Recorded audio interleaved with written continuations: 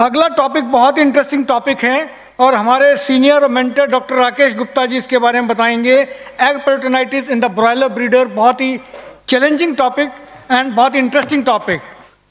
Doctor Gupta please.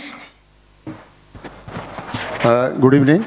सबसे पहले मैं पीएफआई और उनके एग्जीक्यूटिव मेंबर्स का धन्यवाद करना चाहूँगा कि आज इस प्लेटफॉर्म पे अपनी बात रखने का उन्होंने एक अपॉर्चुनिटी दिया है। एक टेक्निकल मीटिंग में जो मेरा टॉपिक है वो egg peritonitis in broiler breeders. आप सभी ना सभी किसी स्टेज पे इस प्रॉब्लम से शायद जूझते हैं या एक्सपीरियंस किया होगा।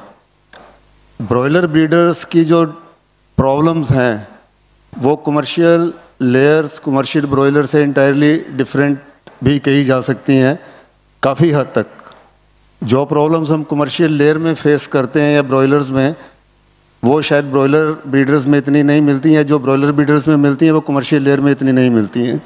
और इनमें से कुछ प्रॉब्लम ऐसी हैं जो ऑन द ऑनसेट ऑफ ले शुरू होती हैं, जिसमें से सबसे important egg peritonitis, calcium tetany, sudden death syndrome. ये 3-4 प्रॉब्लम्स हमेशा किसी न किसी ब्रीडर्स को तंग करती हैं और कई बार पिन पॉइंट करना ये इतना मुश्किल हो जाता है कि इसका रीज़न क्या है पीछे से।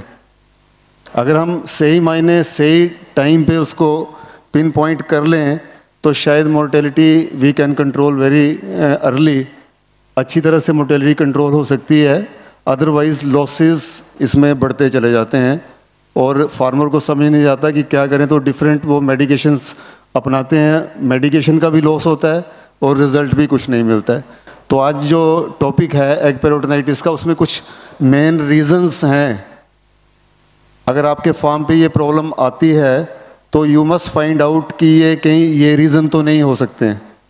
अगर उन पे कुछ वर्क किया जाए तो शायद हमें कुछ फ़ायदा मिल सकता है। तो egg peritonitis in broiler breeders, इसका टॉपिक ही दिया है ट्रबल शूटिंग मोर्टेलिटी, और वाकई ये एक ट्रबल शूटिंग मोर्टेलिटी है। The most common complaint in broilers breeders around the world, पूरे वर्ल्ड में ब्रॉयलर ब्रीडर्स की एक समस्या रहती है। And it is mostly seen at onset of production and through peak production. जब प्रोडक्शन शुरू होता है या पीक प्रोडक्शन के दौरान ये दिखाई दी जाती है। Mortality can range from 0.5 to 0.6% per week and in complicated cases like salpingitis may be up to 1 to 2% पर वीक। और फार्मर इसमें इरिटेट हो जाता है, मैंने देखा कई बार। मोर्टेलिटी रुकती नहीं है, कारण समझ नहीं आ रहा है कि हो क्या रहा है ये। What are the predisposing factors? इसको कुछ फैक्टर्स ऐसे हैं जो उसको बढ़ावा दे सकते हैं, प्री डिस्पोजिंग फैक्टर्स। तो सबसे पहले जो हम कई बार कुताही करते हैं that is over feeding. Number 2 poor uniformity. Third is over stimulation, light का over stimulation. Farm hygiene, water quality, poor general management, rough handling during vaccination and artificial insemination. ये सारे प्री डिस्पोजिंग फैक्टर्स हैं। Unsterilised AI tips and broken AI tips, इसके बाद में detail में बात करेंगे।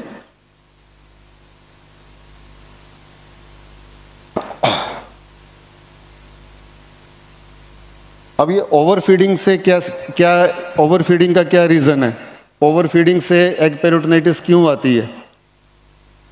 Breeders are very sensitive to overfeeding during the weeks prior to laying. Laying से पहले जो वीक्स होते हैं, अगर उसमें हम ओवरफीडिंग करें तो उसमें ब्रीडर्स को एक नेगेटिव नुकसान कह सकते हैं कि हो सकता है। Even minor overfeeding can result in oviduct inflammation.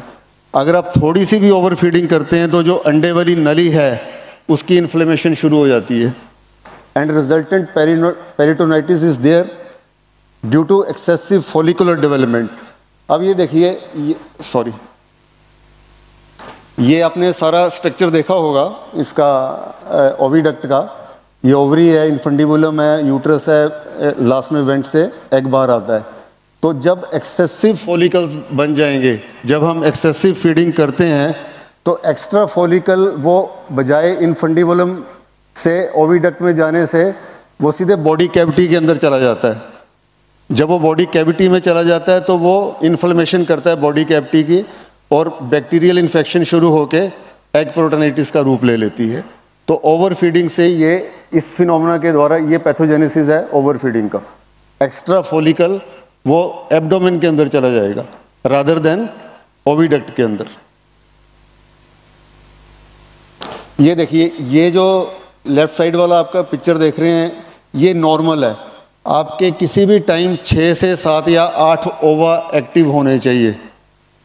अगर ज़्यादातर ओवा हाइपर एक्टिव है ओवरी, ये हाइपर एक्टिव ओवरी है, इसमें कितने 8, 10, 12, 14 ओवा बने हुए हैं, तो ये भी जाके डायरेक्टली एब्डोमिनल कैविटी में चले जाते हैं और पेरिटोनाइटिस कर सकते हैं। तो over feeding is one of the important causes.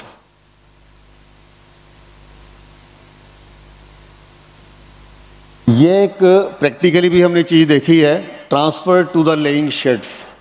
इसमें क्या होता है कि the transfer should be done mostly by 16 weeks.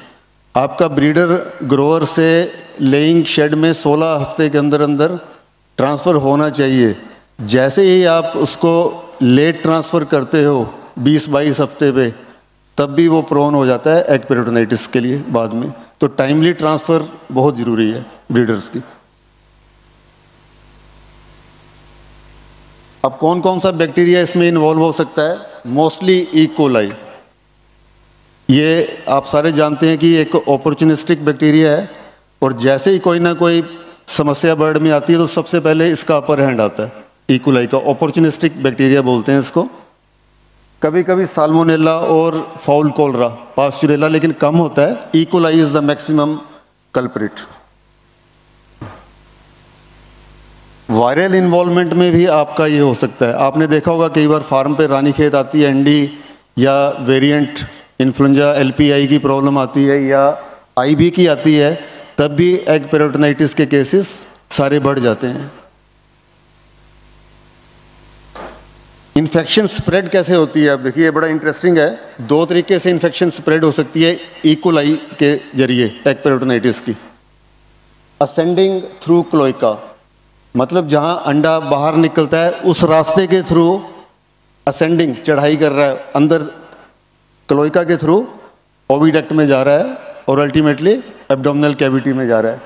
तो ये देखिए, ये जो मैंने डायग्राम बनाया है, ये आपने देखा होगा कि वेजाइनल ओपनिंग और इंटेस्टाइनल ओपनिंग कॉमन होती है बर्ड्स में।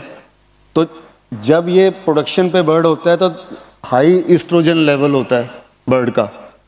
हाई एस्ट्रोजन लेवल में क्या होता है कि उस टाइम जो स्फिंक्टर मसल है बिटवीन वेजाइना एंड क्लोइका, वो रिलैक्स हो जाता है। तो जो इंटेस्टाइन से ई कोलाई है वो वेजाइना के थ्रू ओविडक्ट में चला जाता है, और साल्पेंजाइटिस और एग पेरिटोनाइटिस अल्टीमेटली, इसको असेंडिंग इन्फेक्शन बोलेंगे हम। It is one of the reasons. और दूसरा इन्फेक्शन होता है सिस्टेमिक इन्फेक्शन। ये कैसे होता है कि ओवरी जो है that is very rich in nutrients and blood supply. तो ई कोलाई इन्फेक्शन के चांसेस ओवरीज में बहुत ज़्यादा होते हैं। तो दूसरा सिस्टेमिक इन्फेक्शन से एग पेरिटोनाइटिस की प्रॉब्लम आ सकती है। क्लिनिकल साइंस बड़े इंपॉर्टेंट हैं। Distended abdomen, went pasting, loss of egg production, yellow orange droppings and increase pattern of mortality. ये सबसे इंपॉर्टेंट है। इंक्रीज पैटर्न, वो मोर्टेलिटी रुकती ही नहीं है, शूट अप होती जाती है डेली की daily. This is a distended abdomen. Bird का ऐसे पेंगुइन लाइक पोस्चर हो जाता है, distended abdomen. Postmortem findings, often presence of eggs in abdominal cavity, purulent material around ovaries. ये सारा आपने शायद एक्सपीरियंस किया है अपने फार्म पे। Cheesy material in the abdominal cavity and salpingitis, जो अंडे की नली है उसकी इन्फ्लेमेशन। ये फर्स्ट साइन शुरू होता है fluid in the body cavity. तो ये एग पेरिटोनाइटिस का एक बड़ा जबरदस्त क्लिनिकल साइन है, fluid in the abdominal cavity. Cheesy material, ये सारा इस तरह का दिखाई देंगे आपको, प्यूरुलेंट मटेरियल, ये आपने देखा होगा। चीजी मटेरियल इन द ओविडक्ट, ये सारा ओविडक्ट के अंदर चीजी मटेरियल है। ये भी चीज़ी मटेरियल है। ये बड़ा इंपॉर्टेंट है, शायद आप लोगों ने ऑब्जर्व नहीं किया होगा, मैंने कई केस ऐसे देखे हैं, इसको लैश एग्स बोलते हैं, लैश एग्स। ये अंडे भी कई बार आपको इसमें ओविडक्ट में देखने को मिल सकते हैं, तो ये भी एक रीज़न आपका साल्पिंजाइटिस का हो सकता है, लैश एग्स।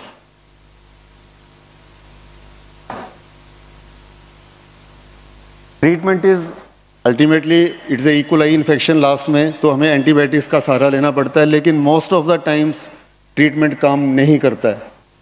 रेजिस्टेंस भी वैसे आ रही है एंटीबायोटिक्स की, वैसे ही काम नहीं करती हैं, और इस कंडीशन में भी मैंने इतने सारे रिजल्ट अच्छे देखे नहीं हैं कि कोई खास रिजल्ट मिलता हो। बेटर है कि सेंसिटिविटी कल्चर टेस्ट करवा के ही एंटीबायोटिक यूज़ करें, तो दैट विल बी बेटर।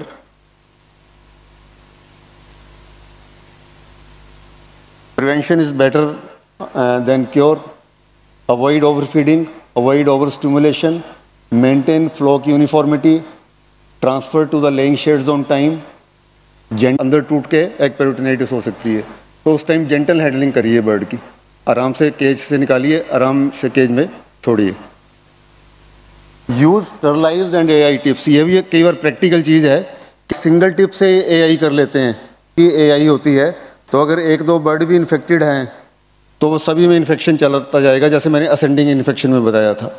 तो टिप्स हमेशा आपका ऑटोक्लेव होना चाहिए और सिंगल टिप यूज़ कीजिए, और ब्रोकन टिप्स भी नहीं होना चाहिए, टूटी हुई टिप्स नहीं यूज़ करिए, क्योंकि उससे क्या होता है, वुंड बन गया अगर बाई चांस, तो उससे इन्फेक्शन होके फिर ट्रेवल कर सकता है।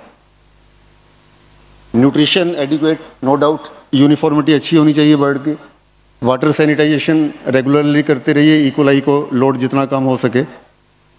तो ये कुछ प्रिवेंशन मेजर्स हैं। Thank you very much. ये हमारा वेनकॉप 430 का ब्रीडर का मैनुअल है।